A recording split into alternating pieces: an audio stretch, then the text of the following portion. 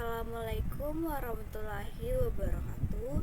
Perkenalkan, nama saya Andianisa Melani Putri dari Prodi Teknik Informatika kelas A2 dengan NIM 24024014047. Pada video ini saya akan menjawab soal final test untuk mata kuliah basis data. Langsung saja kita mulai dari soal pertama. Yang pertama yaitu jelaskan definisi dari semantik model dan berikan contoh gambarnya.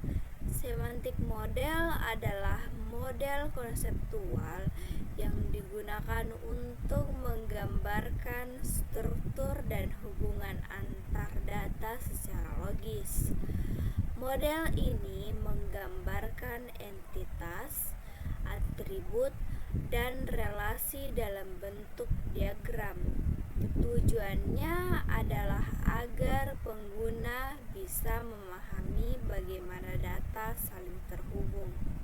Contoh dari semantik model yang paling umum adalah RAD atau Entity Relationship Diagram. Misalnya, kita punya entitas mahasiswa dan mata kuliah. Mahasiswa bisa mengambil lebih dari satu mata kuliah, dan satu mata kuliah bisa diambil oleh banyak mahasiswa. Maka relasinya adalah mengambil. Saya akan gambarkan secara sederhana seperti gambar di atas.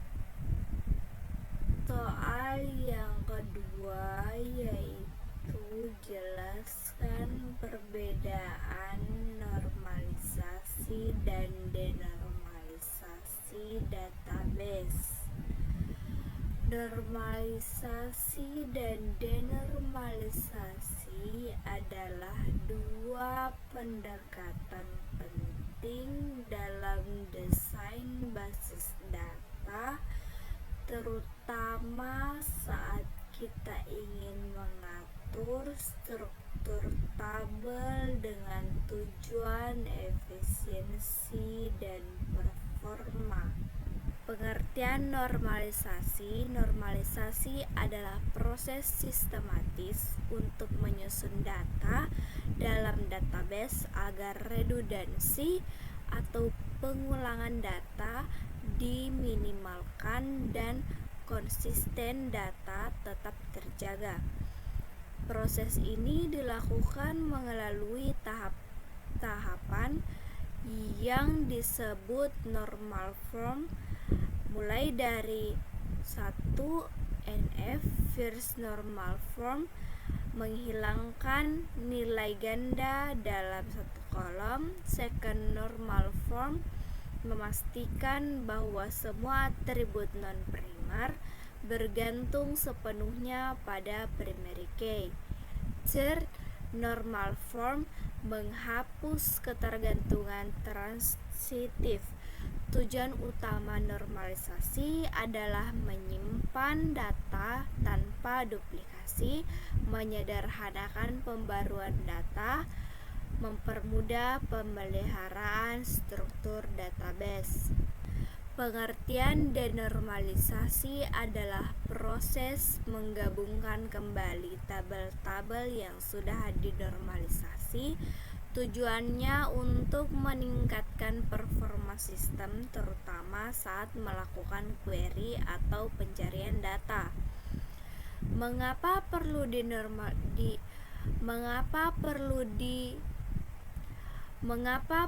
denormalisasi? Karena meskipun normalisasi menjaga integritas, ia bisa memperlambat sistem saat harus menggabungkan terlalu banyak tabel dengan join. Perbandingan normalisasi dan denormalisasi. Tujuannya, normalisasi mengurangi duplikasi data. Struktur tabel, normalisasi banyak tabel kecil dan terhubung. Kelebihan normalisasi, data lebih rapi, mudah diperbarui. Kekurangan normalisasi, query lebih lambat karena banyak join. Kesimpulannya yaitu normalisasi dan denormalisasi bukan mana yang benar dan salah, tapi tergantung pada kebutuhan sistem. Dalam praktiknya, banyak sistem menggunakan kombinasi keduanya, menormalisasi data inti namun menyiapkan denormalisasi untuk kebutuhan pelaporan. Contohnya yaitu jika kita memiliki data mahasiswa dan alamat, normalisasi akan memisahkan data itu ke tabel yang berbeda. Tapi dengan denormalisasi, kita gabungkan dalam satu tabel agar lebih cepat diakses walaupun akan lebih banyak data yang berulang. Normalisasi digunakan untuk menjaga efisiensi, penyimpanan, dan akurasi data. Sedangkan denormalisasi digunakan ketika performa query lebih diutamakan daripada efisiensi penyimpanan. Query SQL yang umum contohnya seperti berikut. Artinya, ambil semua data dari tabel mahasiswa dari mana nama Nesa. Proses kerjanya yaitu query dikirim ke database Engine, lalu mesin akan memproses perintah itu, mencocokkannya dengan data, dan mengembalikan hasilnya. Soal keempat yaitu jelaskan definisi dari backup dan recovery. Backup adalah proses membuat salinan data agar bisa dipulihkan jika terjadi kerusakan. Recovery adalah proses pengembalian data dari backup ke sistem utama agar data bisa digunakan lagi. Contohnya, jika database rusak karena virus atau listrik padam, maka kita bisa menggunakan backup untuk melakukan recovery agar data tidak hilang. Soal yang kelima yaitu bagaimana cara menjaga keamanan database. Menjaga keamanan database sangat penting untuk melindungi data dari akses tidak sah. Beberapa caranya antara lain yang pertama yaitu gunakan username dan password yang kuat. Yang kedua yaitu batasi hak akses user atau read only admin dan lain-lain. Yang ketiga yaitu enkripsi data sensitif. Yang keempat yaitu backup data secara rutin. Yang kelima, gunakan firewall dan antivirus. Dengan langkah-langkah ini, kita bisa mencegah kebocoran dan manipulasi data. Soal yang keenam yaitu perbedaan antara data terstruktur dan data tidak terstruktur. Data terstruktur adalah data yang tersimpan dalam format tetap, seperti tabel dengan baris dalam kolom. Contohnya data mahasiswa di database SQL. Data yang tidak terstruktur adalah data yang tidak memiliki format yang baku, seperti file gambar, video, email, dan dokumen teks bebas. Contoh dari terstruktur yaitu menyebutkan NIM, nama, serta jurusan. Sedangkan contoh tidak terstruktur yaitu foto wajah mahasiswa, file PDF skripsi, atau rekaman audio. Soal yang ketujuh yaitu aplikasi basis data yang sering digunakan oleh mahasiswa. Beberapa aplikasi basis data yang sering digunakan oleh mahasiswa antara lain MySQL. Yang pertama yaitu gratis, open source, mudah dipelajari, dan cocok untuk latih dan tugas kuliah. Yang kedua yaitu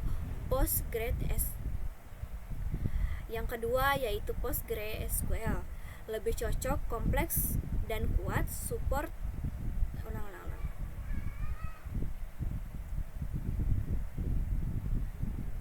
Yang kedua, PostgreSQL lebih cocok kompleks. Yang kedua, PostgreSQL lebih kompleks dan kuat. Support fitur lanjutan. Cocok untuk riset untuk proyek besar. Yang ketiga yaitu SQLite, ringan dan bisa digunakan tanpa server, cocok untuk aplikasi mobile dan offline. 4. Microsoft Access, GUI, ramah pengguna dan terintegrasi dengan Office, cocok untuk pemula. Alasannya yaitu mudah digunakan, banyak tutorial, dan sesuai dengan kebutuhan akademik. Alasan digunakannya yaitu MySQL adalah salah satu aplikasi basis data relasional yang paling banyak digunakan di dunia, termasuk oleh mahasiswa karena gratis atau open source dan kompatibel di berbagai sistem operasi seperti Windows, Linux, dan MacOS. Keunggulannya yaitu mudah diinstal dan dipelajari, banyak tutorial dan dokumentasi yang tersedia. Yang kedua yaitu PostgreSQL. Alasan digunakannya yaitu alternatif dari MySQL yang juga open source namun memiliki fitur yang lebih lengkap dan lebih cocok untuk sistem yang kompleks. Keunggulannya yaitu mendukung tipe data lebih bervariasi seperti JSON, XML, dan array. Kedua, memiliki kemampuan transaksional dan integritas data yang sangat baik. Yang ketiga yaitu SQLite. Alasan digunakannya yaitu database ringan yang tidak memerlukan server. Banyak mahasiswa menggunakannya dalam pengembangan aplikasi Android untuk proyek lokal yang tidak memerlukan jaringan. Keunggulannya yaitu tidak memerlukan proses instalasi rumit dan semua data tersimpan dalam satu file saja. Yang keempat yaitu Microsoft Access. Alasan digunakannya yaitu bagian dari Microsoft Office, sehingga banyak mahasiswa sudah memilikinya di laptop masing-masing. Cocok untuk pemula atau pengguna non-teknis. Keunggulannya yaitu antarmuka GUI yang intuitif, bisa membuat form input, laporan, dan query tanpa coding.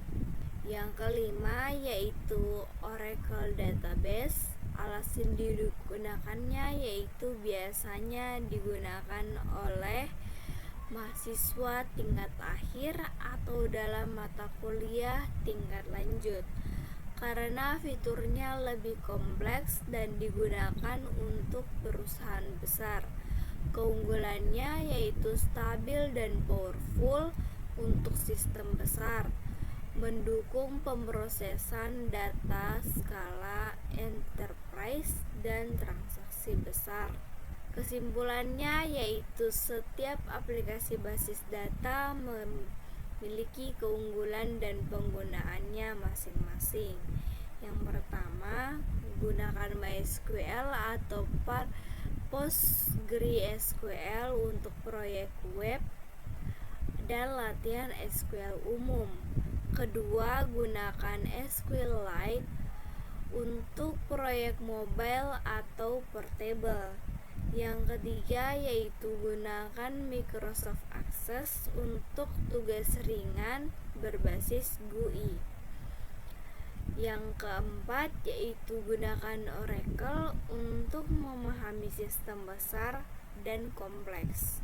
Sebagai mahasiswa, penting untuk mengenal lebih dari satu jenis basis data agar siap menghadapi berbagai jenis kebutuhan dalam dunia kerja dan pengembangan aplikasi. Demikian penjelasan dari saya mengenai soal final test basis data. Semoga penjelasan ini bisa diterima dengan baik. Terima kasih sudah menonton dan sampai jumpa. Wabillahi taufiq wal hidayah. Wassalamualaikum warahmatullahi wabarakatuh.